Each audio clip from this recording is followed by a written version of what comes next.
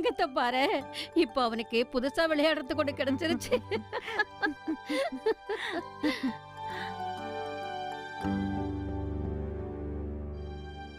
அர்ச்சனா, என்னம்மா இது? இப்படி எல்லாம் சோகமா இருக்க கூடாது. ரொம்ப நாளைக்கு அப்புறம் போற, சந்தோஷமா போயிட்டு வா. ஒரு அம்மாவோட மனசு எப்படி இருக்கும்னு தெரியும். நக்ஷ விட்டுட்டு போறதுக்கு உனக்கு மனசு வரமாட்டேங்குதுல்ல? ஆனா இதுதாம்மா உனக்கு வயசு. சுத்தி பாத்துட்டு வா. இவன் வளர்ந்துட்டானா கொஞ்சம் கொஞ்சமா பொறுப்பு அதிகமாயிடும். அதுக்கப்புறம் நினைச்சாலும் எங்கேயும் போக முடியாது. அதானே சாந்தி சொல்றது ரொம்ப கரெக்ட் அர்ச்சனா. நாளைக்கு உனக்கு 1008 வேலை வரும், 1008 பொறுப்புகள் வரும். அப்பெல்லாம் உன்னால முடியாது. நாங்கெல்லாம் இருக்கோம்லம்மா, நீ போயிட்டு வா. இந்த இதெல்லாம் எடுத்து. சரிம்மா, நீங்களே சொல்லுங்க, நான் எந்த புடவை கட்டிக்கிட்டோம்? இத கட்டிக்குவா இல்ல இத கட்டிக்குவா? இல்ல லேசான புடவை கட்டிக்குவா இல்ல வெயிட்டா? எதை வேணாலும் கட்டிக்கமா. என்ன கேட்டா நீ சுடிதார் எடுத்துட்டு போறதா நல்லதுன்னு சொல்லுவேன். உனக்கு கரெக்டா இருக்கும்ல. நம்ம முன்னாடி கூட ஒரு டூர் போணுமே. ஆமாமா, ஞாபகம் இருக்கு. எவ்வளவு நல்லா இருந்துச்சுல்ல?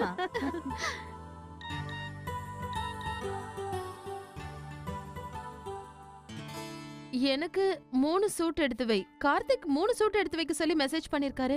முதல்ல 2 தானே சொன்னாரு, 3 எதுக்கு தெரியலையேம்மா. என்கிட்ட சொல்லும் போது 2 நாள்னு தான் சொன்னா. ஒருவேளை 3 நாளா ப்ரோக்ராம் மாறி இருக்கலாம்ல. என்ன 3 நாளா? இல்லம்மா, அது 3 நாள்னா எப்படி சமாளிப்பீங்க? அது ஆமா அர்ச்சனா, கார்த்திக் பெரியப்பா கிட்ட சொன்னானே 2-3 நாள் ஆகும்னு சொன்னான் இல்லையா? இல்ல 3 நாள்னா டுகு இல்லாம என்னால எப்படி அங்க இருக்க முடியும்? இத பாரு அர்ச்சனா, நீ ஒன்னும் கவலைப்படாத. நக்ஷி என்கிட்ட 2 நாள் இருக்கிறதா இருந்தது. இப்ப 3 நாள் ஆயிடுச்சு, அவ்வளவுதானே. நீ போயிட்டு வா. இத பாரு அர்ச்சனா, வருத்தத்தோட போகாத, சந்தோஷமா போயிட்டு வரணும். இதெல்லாம் கொஞ்சம் கூட சரியில்லை, ரொம்ப தப்பு. முதல்ல 2 நாள்னு சொன்னேன், அப்புறம் 3, இப்ப 5. 5 நாளா? நீ 5 நாளைக்கு ஆபீஸ்க்கு வரலனா வேலை எந்த அளவுக்கு பாதிக்கும்னு உனக்கே தெரியும்ல. என்னம்மா அது 5 நாளா? அம்மா 5 நாள்னா அது ரொம்ப கஷ்டமா. சத்தியமா என்னால டுகு இல்லாம இருக்கவே முடியாது. ஆமா அர்ச்சனா, 5 நாளுங்கிறது கொஞ்சம் அதிகமா தான் இருக்கு. நானும் உன்னை வற்புறுத்த விரும்பல. ஆனா பெரியப்பா பிடிவாதம் பிடிக்கிறாரு. அவருக்கு நான் புரிய வைக்கிறேம்மா, நீங்க கவலைப்படாதீங்க. அவர் நான் சொன்னா புரிஞ்சுக்குவாரு.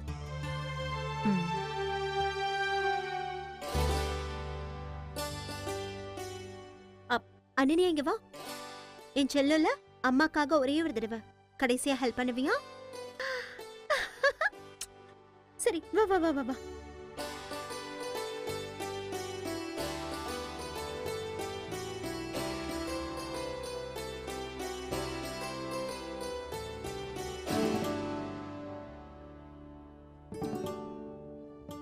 ஐயோ, அட கடவுளே, என்னம்மா பண்ற? ஐயோ கடவுளே, கீழே போடு கீழே போடு. கையில மண்ணெல்லாம் பட்டு அழுக்க அடிச்சு பாரு. அது அழுக்கு மாத தொடக்கூடாது. ஐயோ,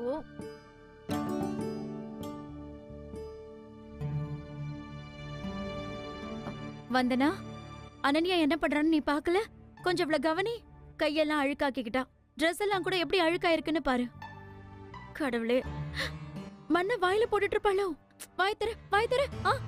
வாயில போட்டுக்கல. மா, எவ்வளவு நேரமா அவளுக்கு சொல்றேன்னு தெரியுமா?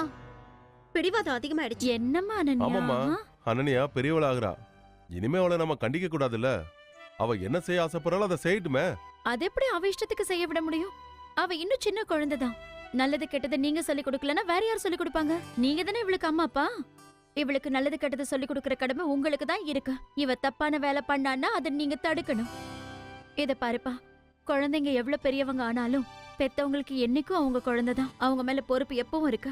பெத்தவங்க உயிரோட இருக்கிற வரைக்கும் இந்த பொறுப்புகள்ல இருந்து அவங்க எப்பவும் பின்வாங்கவே கூடாது. இது அவங்களோட கடமை. அப்போ நீங்க ஏமா பின்வாங்குனீங்க?